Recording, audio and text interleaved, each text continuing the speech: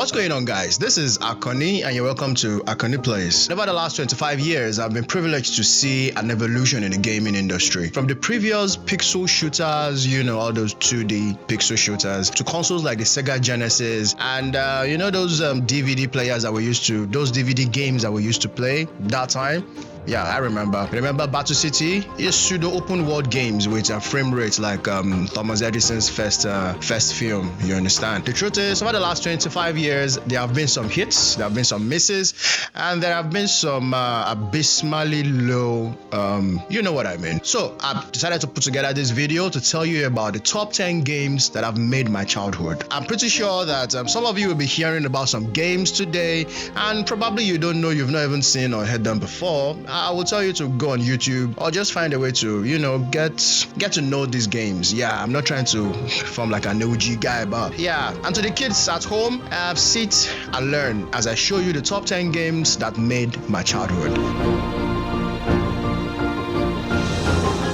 And before we dive into the video, we're a relatively new channel and we're trying to get our channel up to 5,000 subscribers. So please do us a favor, like and subscribe to a video, turn on the notification bell so that every time we drop a content, you will be notified. And we'll try to do that every week. Yes, so without further ado, let's dive right into the video.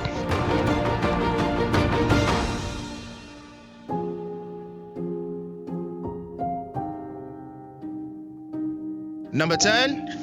Need for Speed Most Wanted. Now, the thing about Need for Speed Most Wanted is the fact that, I played video games like Need for Speed Hot Pursuit 2. Actually, I played games like Big Rigs Over the Road Racing. I played Driver 2, Driver 3, and yes, Midnight Club. But there was just something about Need for Speed Most Wanted that was really captivating. Probably it's because of the open world format, probably because of the storyline, probably because of the unforgettable characters. I can still remember that initial cutscene. Hi, I'm Josie Marin and I play Mia in Need for Speed Most Wanted. I can remember it because at that point in time, it was a fantastic and a phenomenal feeling. Driving through Rockport City. Yeah, I think it's Rockport City. Driving to Rockport City, having those chases, having those unforgettable chases, climbing up the blacklist and everything. These are some of the reasons why Need for Speed Most Wanted for me really made my childhood. And yeah, sometimes I actually still go back to that game.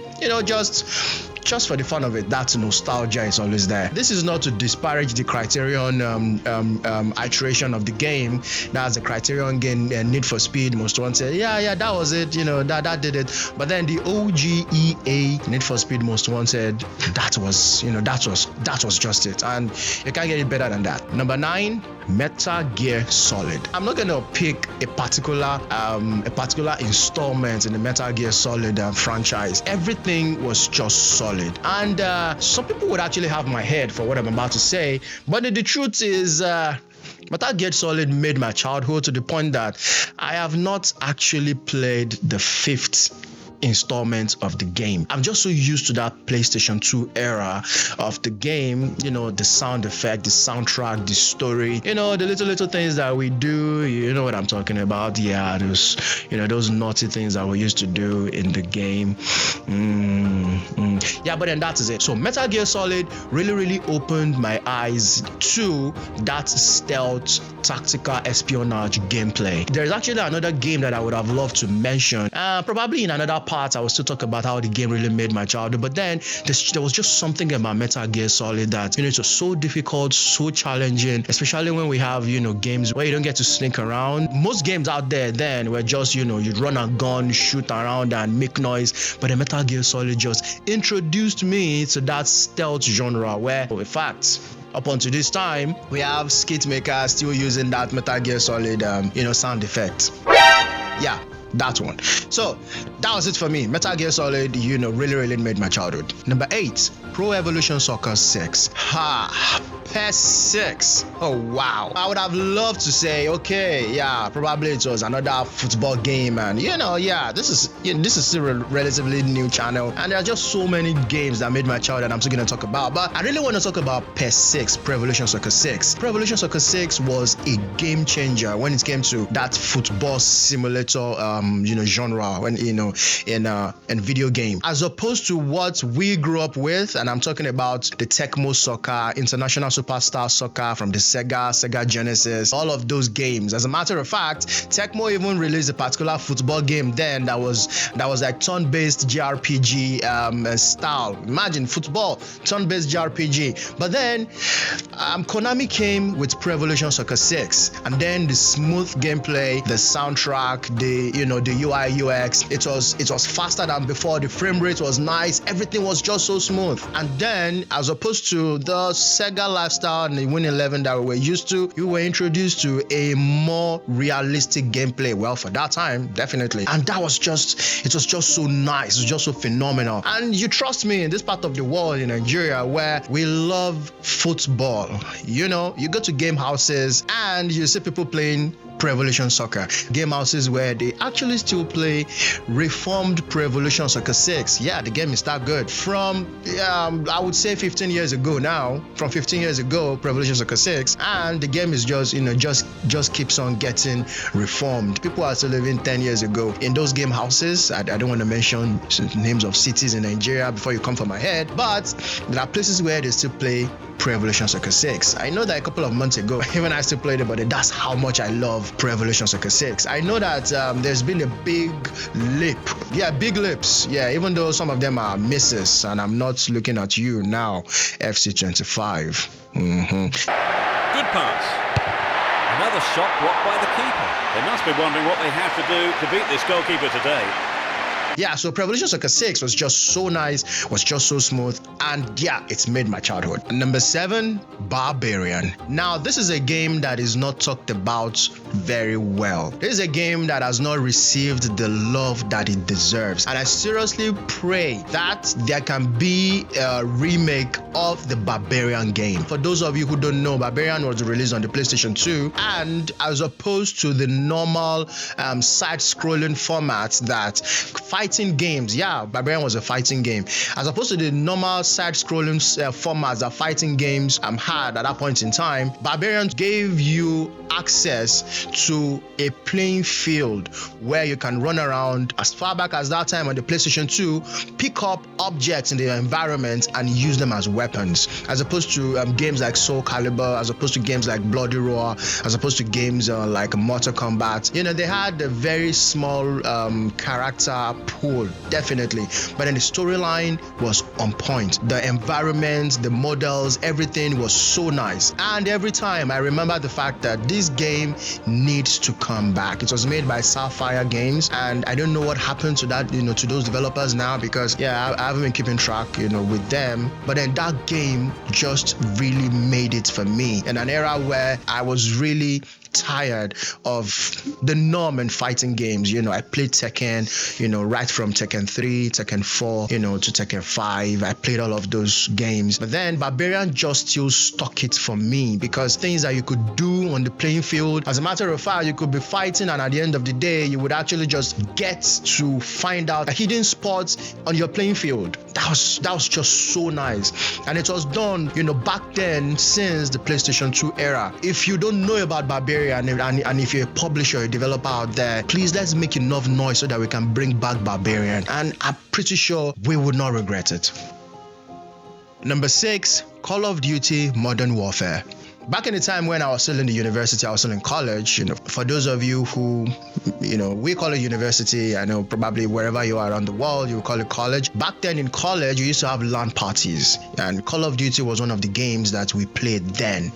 Yes. Some of you don't know what LAN parties mean and all of those things. Yeah, probably you can check it out. But then I'm an OG gamer, and we used to have LAN parties, and Call of Duty was one of those games then. And there are some other games, Soldiers of Fortune, Medal of Honor, Allied Assaults. There were so many games that that really stuck it for us as far as LAN parties was concerned. But then Call of Duty, the model, the texture, everything, the graphics was just so nice. And of course, Call of Duty dominated the playing field. As time went on, we began to see the likes of Ghost Recon fade into oblivion. We began to see the likes of Soldiers of Fortune fade into oblivion, and then Call of Duty just practically captured that first-person shooting market, and everything started with Modern Warfare. That is the reason why Modern Warfare really made my childhood, because I finished Modern Warfare in about a week. At that point in time, I didn't own a console.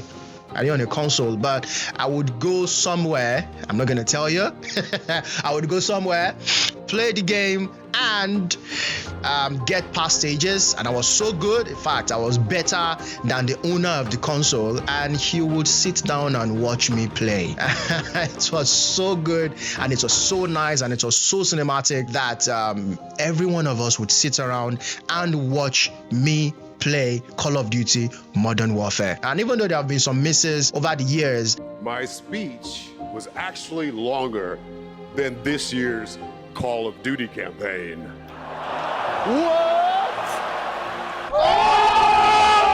you will still agree with me that no developer comes close to making a game like Modern Warfare. Yeah, Battlefield and everything. Amen. But then the truth is, Modern Warfare is still on top of their game. And recently with Black Ops 6, they've gone back. Of course, they've gone back on top. It's beautiful to know that the momentum garnered by Modern Warfare all of those years ago is still being sustained till today. Number 5, Prince of Persia. People who don't know Prince of Persia, I'm pretty sure you've heard of Prince of Persia. I am not talking about the 3D Prince of Persia. I'm not talking about Sands of Time. I'm not talking about Warrior Within. I'm not talking about the Two Thrones. No, I'm talking about the OG Prince of Persia that was made by Jordan Mechner. I'm talking about that OG 2D Prince of Persia. I played that game on the first PC my family ever bought.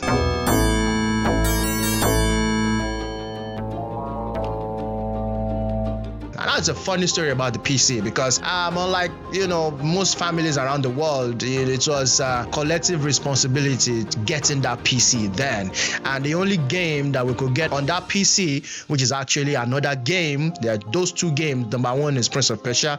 The second game actually also belongs on this list, and I'm going to mention it shortly. And I can tell you for a fact that Prince of Persia was my very first game that drove me mad. Yes. Now, this is a young boy who would come back from school and do everything possible to get past Prince of Persia levels. And trust me, it is not just about the enemies, it is actually also about the traps. It's about everything. From the storyline to the music to the characters, everything. You will not believe how much a 2D side scroller really captured my childhood. Even until today, I can tell you for a fact that I've finished some very challenging games in my life, and I'm looking at you right now, Elden Ring and Millennia. But then I have not been able to finish Prince of Persia 2D. Probably if I pick it up sometime, probably I'm, gonna get myself back or something. But then, as at that point in time, it was so insane that I was not able to finish it. And these were days where you could not just go online and get cheat codes or anything, because I know I did that with Zuma. Imagine Zuma having cheat code. Yeah, I found out. Yeah, but then for Prince of Persia, there was nothing like that. You just go ahead and find a way, and if you can't find a way, which I couldn't, you will not be able to finish the game. So that is also another game that really captured me growing up. Number 4, Wolfenstein 3D. Now, I didn't really play Doom very much because very later on in my life, we got another PC in my family, and this was when Wolfenstein 3D, the very first Wolf 3D, came to my life. It was a 2D game. It was a pixel shooter, but then it was made like a 3D experience. And then you go through different alleys, different rooms, and then kill Nazis and everything. And it was just so satisfying, because you can get dead in like few seconds. Definitely. Yeah, everything that From Software is doing right now, dishing out Stockholm Syndrome to everybody. Doom and Wolf 3D did it then. You need to move around, you need to move fast. It was a first-person shooter, but then very, very fast-paced. You shoot, run, gun, get out of there, and everything. It was just so satisfying. It was just so incredible. It was just so incredible. If you still have opportunity to go back to that OG Wolf 3D, not the Wolfenstein now, the new Colossus, and which one was the last one that they did? Youngbloods. Not those ones, but then the OG pixel shooter Wolf 3D. You would know what I'm talking about. Number 3, Virtual Cop 2. Yeah, you'll be wondering, when I said a couple of minutes ago that we were only able to put 2 games on our very first family PC, this was the second game, Virtual Cop 2. I'm pretty sure that it is very rare for you to find any gaming channel talk about a game like Virtual Cop 2. But the truth of the matter is, Virtual Cop 2 made my childhood, because I made different discoveries on that game and I was able to finish it. And I had friends then who also had Virtual Cop 2 on their laptop, and I'll be like, yeah, I finished Virtual Cop 2. I'll be like, whoa, what did you do? How did you do it? And it was just so simple. You move with the keyboard, run with the keyboard and everything, and then you point and shoot with the mouse. Now, shooting with the mouse means the left click is to shoot and the right click is to reload. Sometimes you can be killed just trying to reload. So what was the trick for me then? The trick was to shoot and reload at the same time. So when you click both buttons of the mouse at the same time, it shoots and reloads at the same time. So you can run through the entire game in less than 20 minutes. The first stage, the second stage, and the third stage. And then here's the final stage. And where it really becomes very nice using that particular strategy is killing the bosses. So for me, Virtual Cop 2 was just so nice, and it was that very first game that gave me rep amidst my friends. Like, yeah, Mike finished Virtual Cop 2. Mike is a bad. Yeah, you know what I'm about to say. But then Mike is such a bad something. Yeah. So that time Virtual Cop 2 was just so nice. It was just so fun, and it won me my very first rep amidst my friend as a bad something gamer. Number 2, Spider-Man. I'm talking about the OG Spider-Man actually. Now the OG Spider-Man, I played it on the PC. Now, there are lots of games I played on the PC actually, because console was pretty expensive. And as a matter of fact, I didn't even get my very first console until I finished high school. That's something. Now, Spider-Man was actually a fun game for me. It was one of those very few games that, then just shortly after PlayStation 1, and I think shortly after PlayStation 1, that really gave me that superhero vibe. It was 3D. You move around and everything, but then, you swing around. The storyline was nice. I had opportunity to interact with characters that I see on TV and everything. I had opportunity to interact with, with Venom and all of those characters, Dr. Octopus and everything, and it was just so nice. And I'm pretty sure that there are some pieces where you still find Spider-Man, the OG Spider-Man game right now. You will still find some pieces with Spider-Man, the OG Spider-Man, definitely. So it was really, really nice. It was really, really satisfying, and there was really no superhero video game like it out there then. Let me think about it. I'm not talking about Superman now. Superman was a failure. That's something. Now, Spider-Man was just so nice, and it's really captured my childhood. At number 1, Grand Theft Auto. I have a hard time picking which Grand Theft Auto made my childhood now, because if I say Vice City, it's gonna look like, wow, what of the big sprawling city that is San Andreas. Yeah, but then for me, both GTAs were the bomb. For me then, because at the time when I was able to get my own PC back in uni or back in college days, Vice City was the go-to game for me. Yeah, it was. Yeah, because I love doing supernatural stuffs in video games, and then I had a notebook where I had cheat codes of San Andreas, cheat codes of Vice City written actually. And there was a point in time where I was sleeping and a particular friend of mine came, woke me up. Michael, what? How can I pass this particular stage? And then I just mentioned it. Pooh.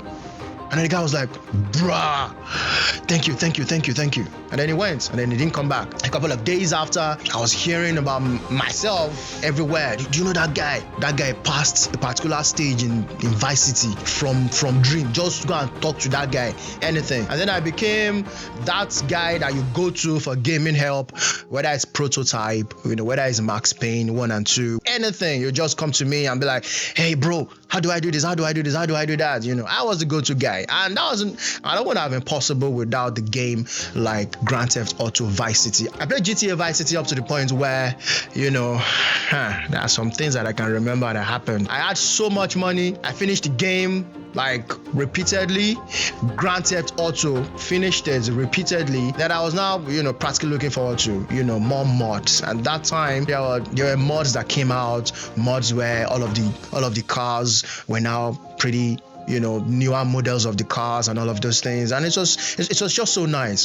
It was just so great. So there you go, my friends. Those are the top 10 games that really made my childhood. And for other OG gamers out there, are there games that you remember from those days where when you tell people about those games today, they just look at you like, what? When did you play that? Drop some of those games in the comment section below, and probably on this channel I will get to play some of these games and post the content on this channel so that you see what it looks like. For example, Barbarian. I would really like to play Barbarian all over again. I would really like to play Metal Gear Solid all over again. I would really like to play Virtua Cop 2 all over again. Yeah, definitely. Just so that younger guys out there will see what those games look like. I would not like to play Prince of Persia again though. That game will frustrated my soul. Yeah. So please, we're a relatively new channel. Don't forget to hit the like button, the subscribe button, turn on the notification bell so that every time we drop a content on this channel, you will be the first to know. And like I always say, when we get to 5,000 subscribers, which we are trying to get to, we are going to upload the content of me going to a very remote place in Nigeria just to see how their life looks like. Places that you don't see on international TV, places that you don't see, anywhere else and everything. We will get to go to those places, probably even play video games with some of the indigenes in those remote villages, and just for your entertainment. So please don't forget, do us a solid and destroy the like buttons. And until the next video, take it easy, guys.